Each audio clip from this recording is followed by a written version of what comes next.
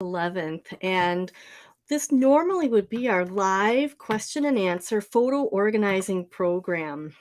Unfortunately, today I needed to go to a visitation for one of our dear clients, and I'll tell you about her in a bit. So, this couldn't be live, but if you do have questions regarding scrapbook pages or something else, don't hesitate to drop them in the comments area because I can always answer them later or even in next week's program. The topic of scanning scrapbook pages has come up occasionally over the years, and I think I've got some interesting insights for you. Before I dive into that, I just wanted to introduce you to Jen. She is on the left there, and Jen has been our client for a few years. We helped organize her photos, and they went back decades and even into prior to the 1900s. She does not have her own children, but she's got nieces and nephews, great nieces and great nephews. And in this photo, she has a great great niece there. Jen was so passionate about wanting to save her family history for the kids and the future kids in the family. We spent a lot of time together. I have one more photo to share with you. Uh, one of the parts of her project involved just helping her build out her family tree. We even contacted a genealogist or genealogy help from one of my friends and colleagues, a Swedish organizer.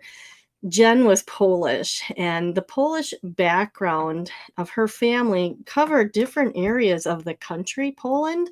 And so we learned so much about how the history of conflict impacted her family. Anyway, I just wanted to share this picture of Jen.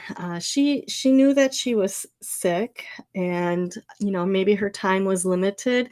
We had so many good conversations, and the last one that I had with her was earlier this year, and I remember her saying, that she felt like she had done what she needed to do. There was a mystery with her mother's family, and I think she was at peace with all that we had accomplished and saved, for the future to know.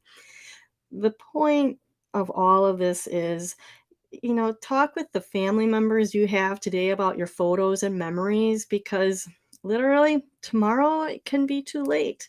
And I feel blessed for having known Jen and being a part of helping her preserve her family history. So just a moment here to, you know, say goodbye.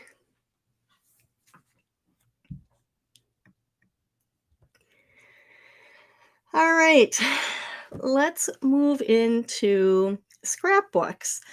There are a variety of scrapbooks that you're going to probably come into contact, whether it's scrapbooks you made or a grandparent made or someone else in the family. And, there are some decisions to be made. Should we be keeping these? Do we take them apart?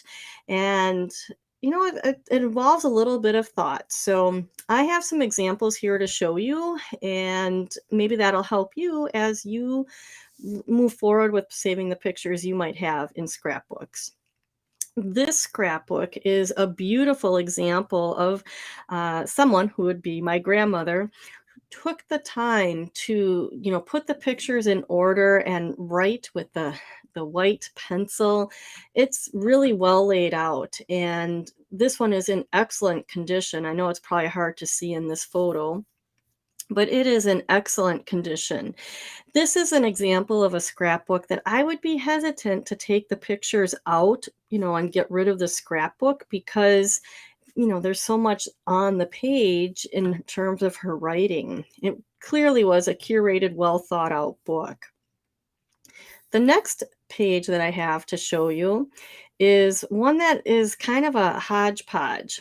Sometimes you'll see scrapbooks where they have pictures from a variety of generations, and this clearly is the case here. So in this case, I actually would recommend just taking the pictures out. Throughout this particular album, there weren't any notes about who was who, and there wasn't any clear order to the picture. So while we know who some of the people are, keeping them in the scrapbook really isn't a meaningful thing to do because there's nothing else to tie it all together. So this book would have been taken apart and the pictures preserved in an archival box for the client if they want. The next example are really not scrapbooks, but I have seen people use sticky albums, and sometimes people actually write on the sticky album. And in this particular example, we had a family who had 3 sets of these photos in different albums and in different order. And really what I wanted to point out is even if there was writing on these pages, the plastic would have to be peeled off for scanning. And when you peel plastic back from sticky pages, you often lose the stickiness. So preserving the albums like this is usually not something that we recommend. We have taken pictures of every page of a sticky album when there are notes on it, and that might help reconstruct things in the future. So that's just a little bit of a different example. Here we have a traditional modern scrapbook, and this client was great. We scanned the pages so that she could have them digitally. In the event that there's ever a house fire or something terrible happens, scanning your scrapbook pages is really important so that you have that digital backup of them. In this case, the pictures are modern, so this client has the digital pictures, but then having the scans of the individual pages would be useful. And of course, this is a wedding album. It's not going to be tossed at this point, someday, 30, 40 years from now, maybe.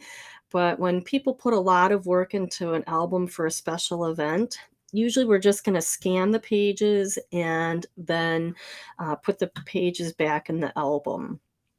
Here, these are pages that are just laying down on a table. When they're in an album, usually they'll have a plastic page protector of some sort over it. We do recommend taking the plastic off so you don't have any shine from that.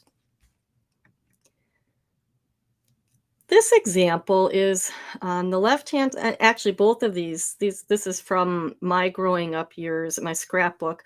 When when I cropped pictures before ever thinking that they should be scanned, I mean, back in the early 2000s, late 90s, we weren't scanning pictures. We would just crop them and put them in a scrapbook. The pictures on the left-hand side were squares. That page with the squares on it is covered up by the green page. And those would be very easy to actually save the individual pictures after scanning the full page. Now on the right-hand side, I don't know what I was thinking to cut things up in circles, but I have seen people cut pictures up into stars, into polygons, and all sorts of shapes that are really hard to scan and then preserve for the future. In this case, I probably would just keep the full page and not worry about saving the pictures individually. That's always a choice you're going to have. When you scan scrapbook pages, you can just save the full page, or you could save the whole page and crop the pictures out as individual JPEGs. So I have some thoughts to share about scrapbooks, the vintage versus the modern scrapbooks. You saw a couple examples of those. Are you going to keep them? We do have people who are letting go, downsizing, and may let some of those old scrapbooks go, and even the modern ones. The workflow for scrapbook pages is different than I've described with other family photos. You have to remove the pages from the album, you need to scan the pages, and then you can save individual photos by cropping them if you want or you need them from the full page scans. Then you have to replace the pages back in the scrapbook which I put optional because not everybody does that. So that's kind of a little bit of the workflow related to it. And I'm going to just give you an example. I'll give you an example. This is a modern scrapbook, and I think what I'll do is put myself back up here big, if I can do that. I'm not crazy about how that looks on the screen, so let's try that. And what I'm going to do is actually just shut this part off for the moment. So this here is a huge, huge scrapbook of a road trip my friend and I took. There's 60 pages in here. This weighs a ton. It's hard to haul out and show people. So what I did is I had the pages all removed out of the albums. The plastic protectors were taken off. Sometimes you actually can unbind the scrapbook, so you can see that I have a way to unbind the scrapbook and pull the pages out so I can scan them flat on the scanner. So you have a couple different ways to go about it. Usually, I think with my scrapbook pages, I never taped them in, so it's easy for me to slide them out. Either way, getting them as flat as possible is important for scanning, and the plastic protector off so that you don't have glare. All right, so all of those pages got scanned, and I might have a picture of that later in our presentation. And then I made a digital copy of the book that is so much easier to look at. It is so much smaller, and it's light, and it's, just a beautiful little coffee table book that, anybody could look at. Then I made a copy for my friend who was on the trip, and then I made a little tiny version just because I was wanting to test out a different photo book printer, and it just turned out beautiful. So, you don't have to save the original scrapbook, whether it's vintage or older. You can produce something that is beautiful, a beautiful replica of it, and then everybody gets a copy. So that's an example I wanted to show you. I might actually have screenshots in a bit with that. We'll see. Let's see what I wanted to show you next. This is an example of a really old vintage scrapbook, and this one I did unstring, and we scanned the flat pages, and the loose memorabilia and pictures that were in there were just scanned in the order that we found them in the album. Now I'm in the process of restringing it and putting it back together because our client actually wanted this one back. Sometimes these old vintage albums, the strings are so damaged or, unusable that we actually bought shoestrings, I think, and sometimes we've had to do that. I'm not sure if this is a shoestring or not, but I'll put it back together, and then this vintage album will go in an archival box for the family to enjoy. Here's an example of a scrapbook project, 5 scrapbooks. It's mine, and these are pages that I made like from 2001 through 2006, I think. And I had the pages pulled from the books and then the pages scanned individually. The majority of these pictures were digital already, thankfully, so I don't have to worry about saving the pictures individually. And the next step here would potentially be to put these pages back in the albums if I was going to keep them. But in my house, I have really tried to limit how much I have that's taking up space. And these are 5 of about 50 photo albums. And when I saw how easy it was to make a digital replica of a book, I was okay with letting these pages go. I don't know if anyone else would feel comfortable about throwing their scrapbook pages away, but I have them all digital to look at and to create a printed replica. This is an example of a scrapbook page that was scanned, the full page there. And then the individual pictures from that page were saved. You can just double click on it to open it in your Windows Photos app, or the Mac. When you double click a file, it will allow you to edit and crop. And then I saved those pictures, right after it. So I had the full page in case I wanted to see the writing, but I also had the individual pictures there. Now, how do you scan the pictures or the pages? How do you scan scrapbook pages? There's a couple different options out there. Some people do use their phone, and you just have to make sure it's really flat.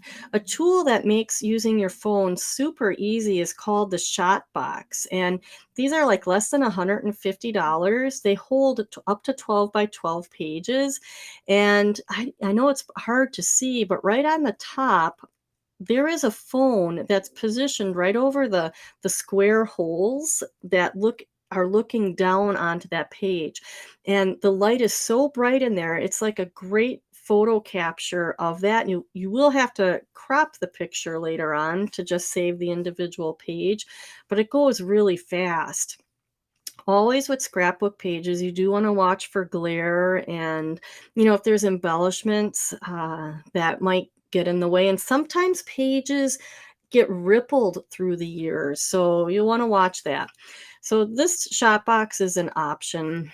Another option would be a flatbed scanner that can fit full-size scrapbook pages. And the one that I've heard about that's more economical is the PlusTech Optic Pro A320E. PlusTech has a few of these, and it's only $549, and it scans up to 12 by 17 pages. I have seen good reviews on YouTube for this. It's a consumer grade scanner. It only goes up to 800 dots per inch, I think, but scrapbook pages could be scanned at 300 or 600 dots per inch, depending on how much space you want to use up on your computer. I usually go with 600 dots per inch. And that's just what we scan most photos here anyway. So this scanner could cover your needs for it. The one that we use here at Pixologie is super expensive, and the darn I don't know what's going on with our economy right now, but it has affected the price on this scanner. When we bought ours, it was around $3,000, and it's like 50% more right now. It is a professional grade scanner, and it's just fantastic, but it is super pricey. But I wanted to share with you what we use here at Pixologie. Next, I'm just showing you a screenshot of that album that I just had in my hand here. The 2 pages in the scrapbook versus the 2 pages in the small replica I had made. Then let's see what I've got next here. So when all the pages were done being scanned, I uploaded them to my Forever account so that I can actually go to my phone. Let's see if I can do this right now. And I can, let's make me big again. Let's see here. So if I click on my Forever account and I go to my albums, I can scroll down to scrapbooks. So I'm seeing all my scrapbooks there, and I'll just go to this 1980s and 1990s. It's not my favorite scrapbook, but I had all this orange paper, so I can look at the pages right on my phone. I can share them with people who, I haven't seen in a long time. I can post it to Facebook if I wanted. And it's just so handy to have all my scrapbook pages right at my fingertips. So that is, digitally I have the pages, and eventually I'll get around to not organizing, I'll get around to ordering the digital replicas of them, because I do believe it is great to be able to look at an actual physical book of photos still. So that brings me to wrapping up the scrapbooks and how you can work with them. So I am just, I'm sorry that I'm not here with you in person tonight, but I will be here next Monday. And if you have any questions or something that I didn't cover that you'd like me to touch upon, you put it in the comments and I will answer it next week. Thank you guys so much for joining, and we'll see you the next time.